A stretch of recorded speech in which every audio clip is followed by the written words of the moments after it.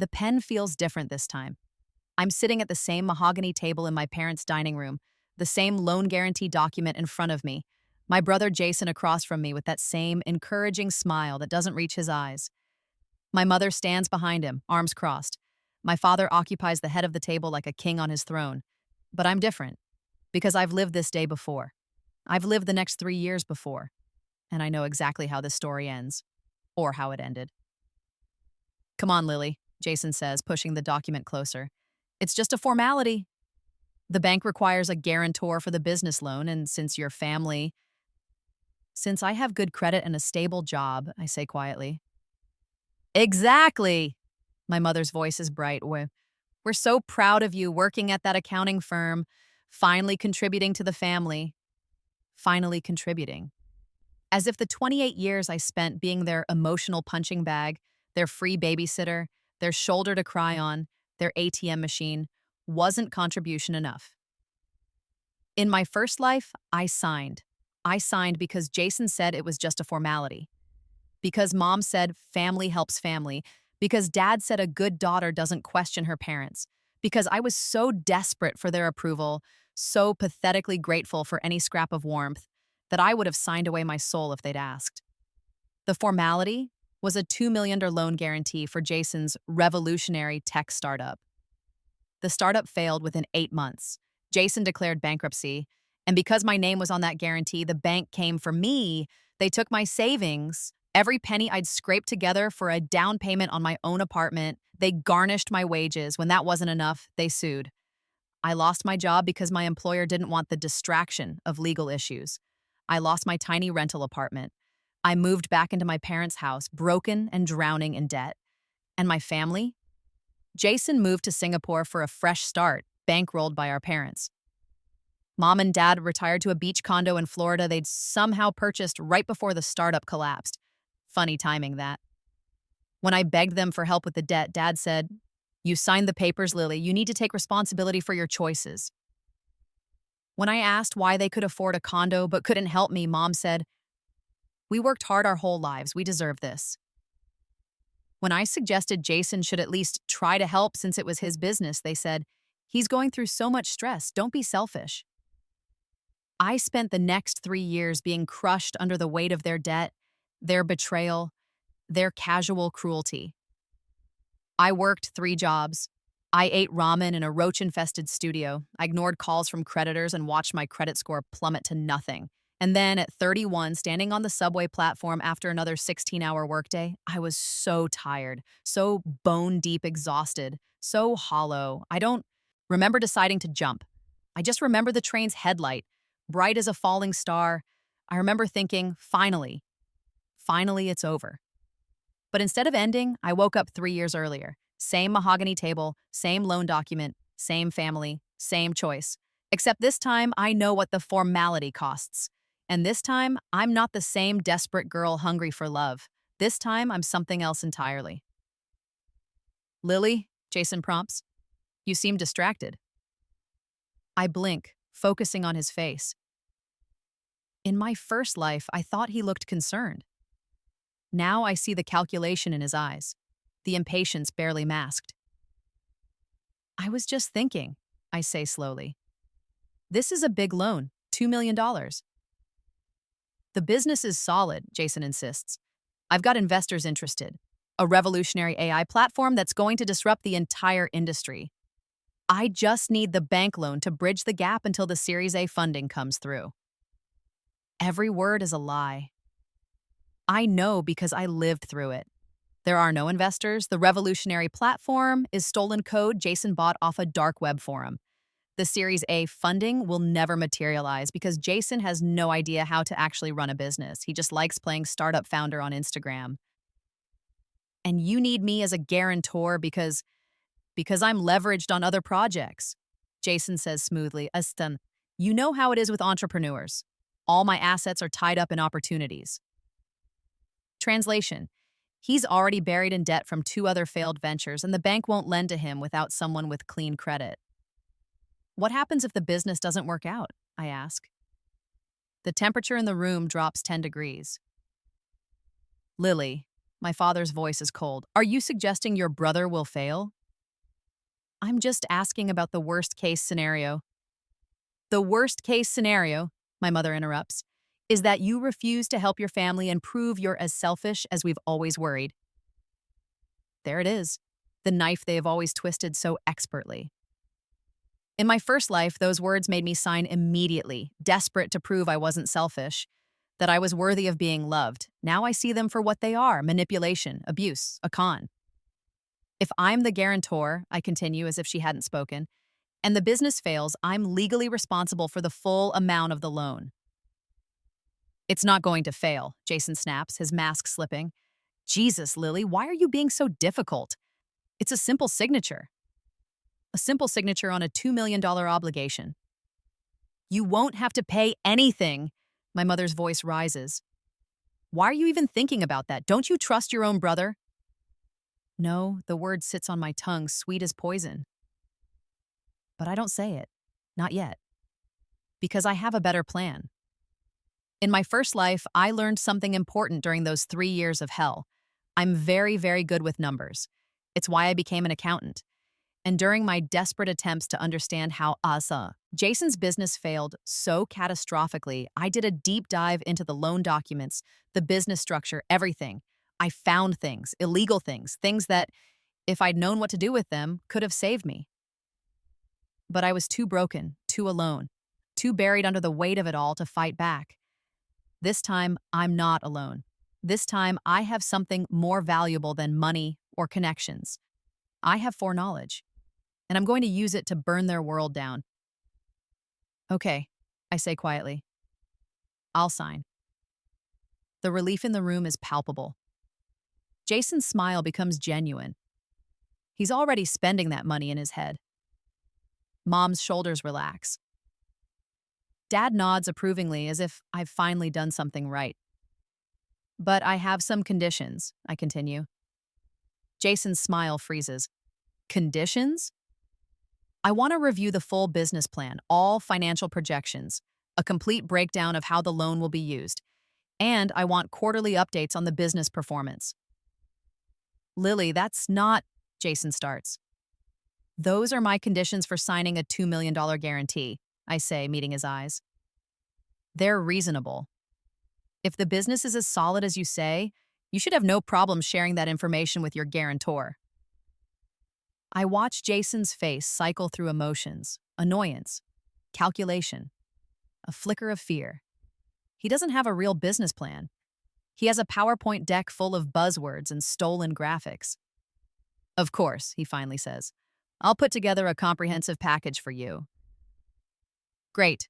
I'll sign as soon as I've reviewed everything. Lily, my mother's voice has an edge now. I'm an accountant, Mom. You wouldn't buy a car without reading the contract. This is much bigger than a car. I'm being reasonable, logical. It makes me harder to attack without revealing their true intentions. My father clears his throat. When will you have time to review the materials? Jason can send them to my work email. I'll review them this week. Jason's jaw tightens. He knows he's trapped. If he refuses, he exposes that there's nothing real to review. If he agrees, he has to scramble to create something convincing. Fine, he bites out. I'll send everything tomorrow. I smile. It doesn't reach my eyes either. Perfect. I'm looking forward to learning about this revolutionary opportunity. Jason sends the business plan 3 days later. It's exactly as terrible as I remember. Vague promises, inflated projections, no real substance. In my first life, I was too financially illiterate and too trusting to spot the red flags. Now, I see them all, but I don't refuse to sign. That's not the plan. Instead, I spend the next week doing something I couldn't do in my first life. I call in sick and make some very important visits. First stop, the bank, not the branch, the headquarters. I ask to speak with someone in their risk management department about a potentially fraudulent loan application. The woman who meets with me is named Sarah Chen, and she's exactly where I remember her being. Because in my first life, after everything collapsed, I learned that Jason's loan had been flagged for review, but was pushed through anyway by a corrupt loan officer who was fired 6 months later. 6 months too late for me. I'm planning to be a guarantor on a significant business loan, I tell Sarah, sliding a copy of Jason's business plan across her desk. But I have concerns about the legitimacy of the business and the borrower's intentions. Sarah reviews the documents with the kind of careful attention that tells me she's good at her job. These projections are, she pauses diplomatically, optimistic. They're fantasy, I say bluntly. The borrower is my brother. I've seen his track record. 2 failed businesses in the last 4 years, both ending in bankruptcy. He's currently being sued by creditors from the last venture.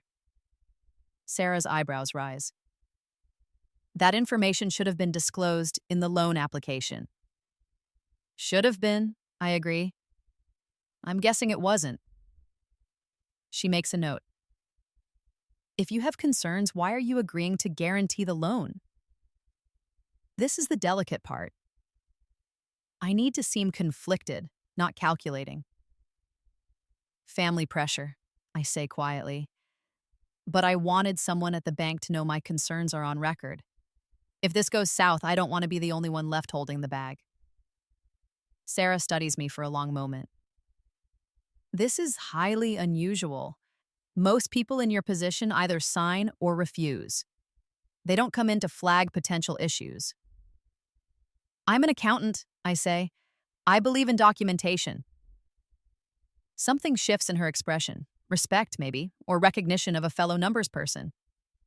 I'll flag this application for additional review, she says. We'll need to verify the borrower's representations independently. The loan approval may be delayed. That's fine with me. And Ms. Morrison, if you do ultimately guarantee this loan, make sure you understand exactly what you're agreeing to. A guarantee isn't a formality. It's a serious legal obligation. I know, I say. Believe me, I know. The loan approval is delayed. Jason is furious. My parents are disappointed. They pressure me daily, but I hold firm. I won't sign until the bank completes their review and I'm satisfied with the answers to my questions. But here's the thing they don't understand. I'm not stalling because I'm uncertain. I'm stalling because I'm building a case. During those weeks while the bank investigates Jason's application, I'm busy. So busy. I hire a lawyer, a shark named Patricia Wu, who specializes in financial fraud. I tell her everything, the pressure, the false representations, the pattern of Jason's failed businesses. I pay her a retainer using money I've carefully saved, knowing I'll need it. If you know the business will fail, Patricia asks, why sign at all? Because I need them to commit to the fraud, I say. I need documentation of their intentions and their misrepresentations, and I need to be in a position where I can prove they deliberately deceived me. Patricia's smile is sharp.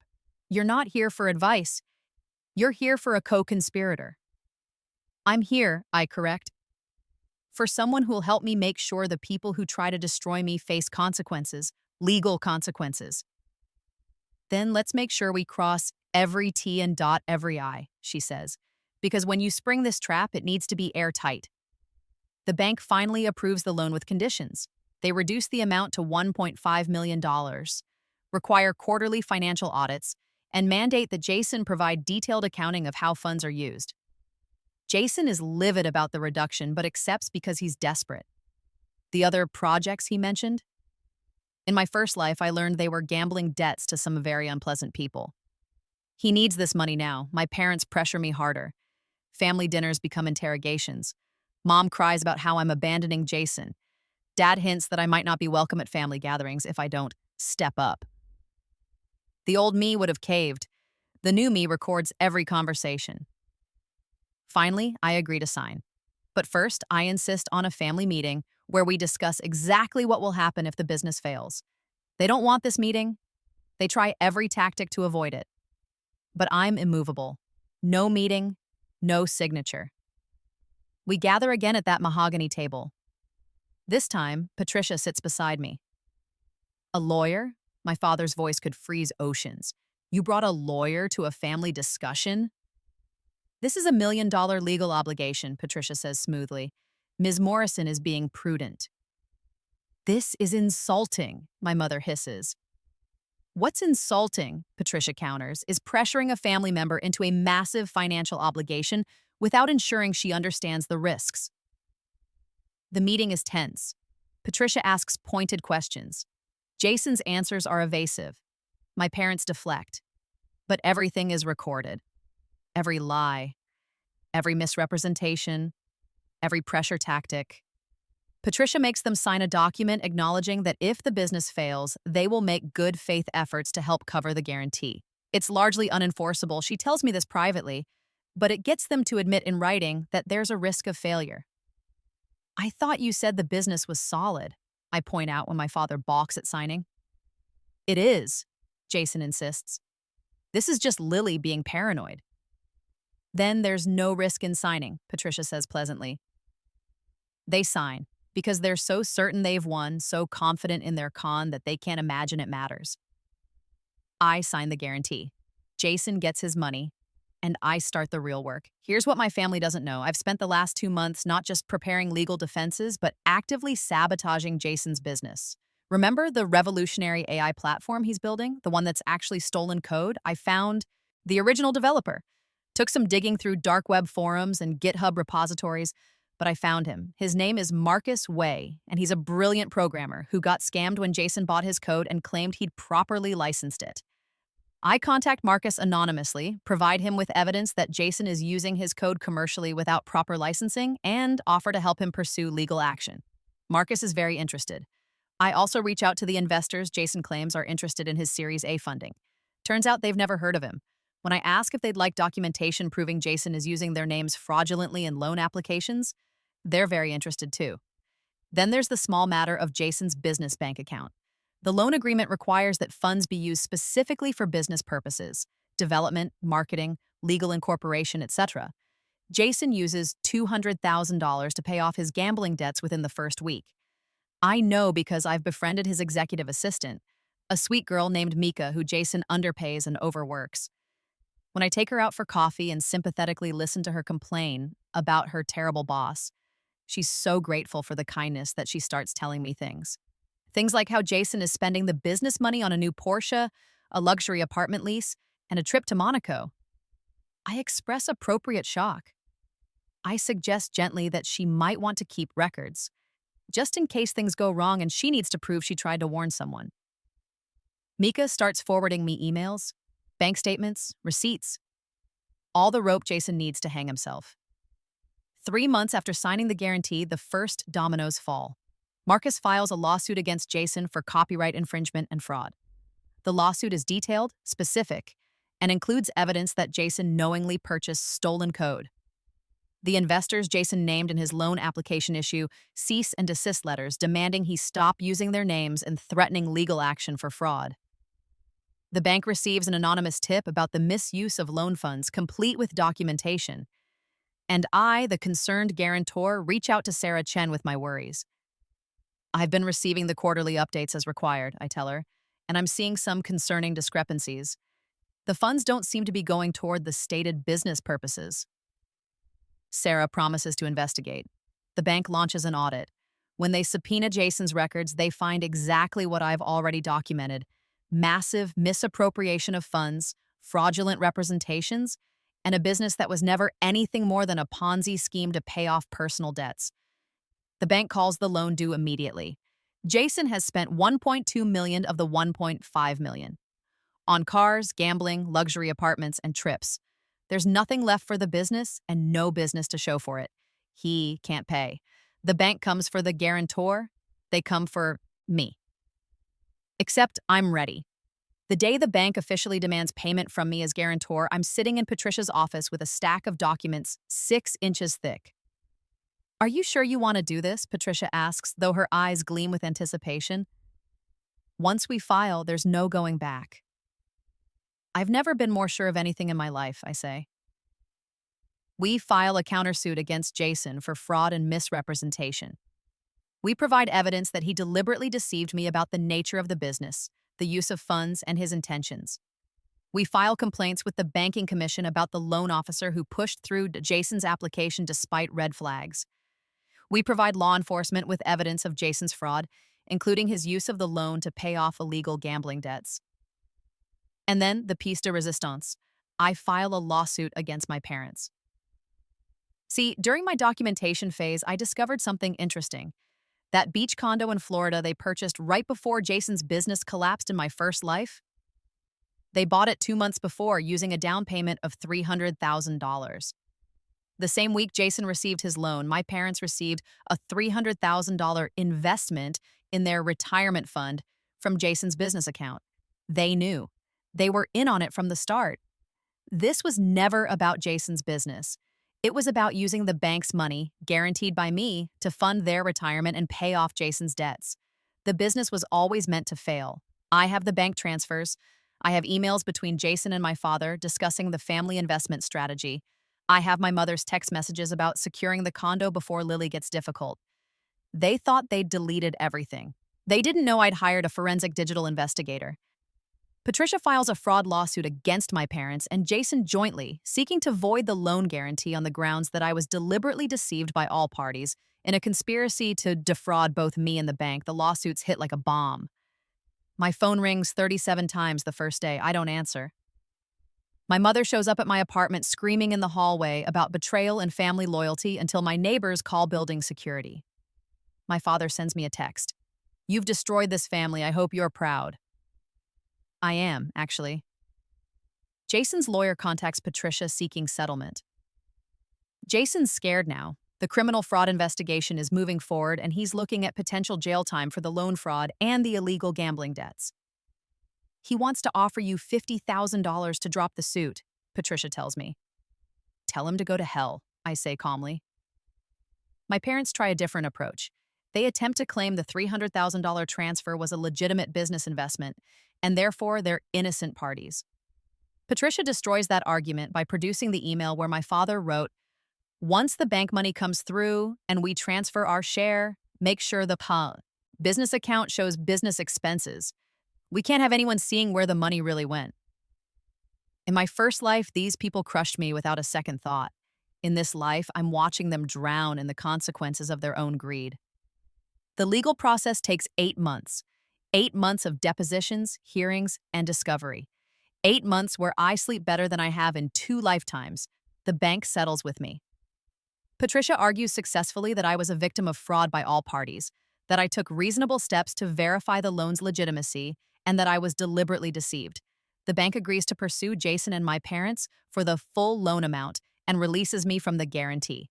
I never have to pay a single dollar.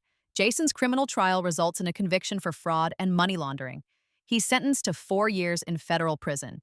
His assets, the Porsche, the luxury apartment lease, everything, are seized to pay restitution. My parents face civil judgments for their role in the fraud. The condo is seized. Their savings are garnished. They're facing bankruptcy, the very thing they let me drown in during my first life. They try to appeal to me one last time. My mother sends a letter. "How can you do this to your own family after everything we did for you?" I don't respond. Patricia sends a legal letter reminding them that any further contact will be considered harassment. The silence is beautiful. On the 1-year anniversary of my rebirth, I'm sitting in my new apartment, a beautiful 1-bedroom with huge windows that I paid for with my own money, untouched by anyone else's debts or schemes. I'm thinking about the train platform, about how close I came to letting them win. My phone buzzes. It's a news alert. Jason Morrison has been denied early parole. He'll serve his full sentence. I smile. There's a knock at my door. When I open it, I find Mika, Jason's former assistant. "I hope this isn't weird," she says nervously, "but I wanted to thank you. After everything came out, I was able to file a lawsuit for unpaid wages and hostile work environment. I just got my settlement. It's enough to pay off my student loans." "That's wonderful," I say, and I mean it. "I also wanted to tell you—" She hesitates. "What you did was scary to watch, but it was also amazing. You stood up to your entire family. You fought back when they tried to destroy you. You taught me that sometimes being kind to yourself means being ruthless with people who hurt you." After she leaves, I think about her words. In my first life, I thought being a good person meant accepting abuse, meant sacrificing myself for people who only took and never gave, meant swallowing my pain so others could be comfortable. I thought love was supposed to hurt. But rebirth taught me something different. Love doesn't demand you light yourself on fire to keep others warm. Family doesn't mean accepting betrayal, and sometimes the most powerful thing you can do is refuse to be a victim. 2 years after my rebirth, I'm promoted to senior accountant at my firm. I'm good at my job, better than before, because I'm not carrying the weight of my family's dysfunction. I start dating someone I met at a professional conference. His name is David, and when I tell him about my family situation, he doesn't pressure me to forgive them or suggest they didn't mean it. He just says, "They sound like terrible people. I'm glad you got away." It's the most romantic thing anyone has ever said to me. I hear through mutual acquaintances that my parents are living in a small rental in Ohio, working part-time jobs to make ends meet. They tell people I'm an ungrateful daughter who destroyed the family over money. Let them tell that story. The people who matter know the truth. Jason gets out of prison after 3 years. I hear he's working at a call center, living with a roommate, trying to rebuild under the weight of his criminal record and the restitution he still owes. I feel nothing about this. Not pity, not satisfaction, nothing. He's simply irrelevant to my life now. 5 years after my rebirth, I'm having coffee with Sarah Chen, the bank risk manager. We've become friends over the years, bonding over our shared love of forensic accounting and our mutual horror at how close the original fraud came to succeeding. "I still think about your case sometimes," Sarah says. "The way you documented everything, built your case so carefully. Most people in your position would have just refused to sign and walked away." "Walking away would have left them free to do it to someone else," I say. "I needed them to face consequences." "You burned down your entire family to do it," she points out. "No," I correct, a bécan. "I burned down the people who called themselves family, but treated me like a disposable resource. There's a difference." Sarah nods slowly. "Do you ever wonder what your life would have been like if you'd just walked away? If you'd refused to sign and cut contact?" I think about this. In my first life, I signed and was destroyed. In this life, I signed and destroyed them instead. But what if there had been a third option? I don't think I could have walked away, I admit. Not without the rebirth, not without knowing exactly how much damage they were willing to do to me. I needed to see the monster fully before I could fight it. Do you think you'll ever forgive them? Forgiveness would require them to be sorry, I say. They're not sorry they hurt me. They're sorry they got caught. There's nothing to forgive. Sarah raises her coffee cup. To people who refuse to be victims.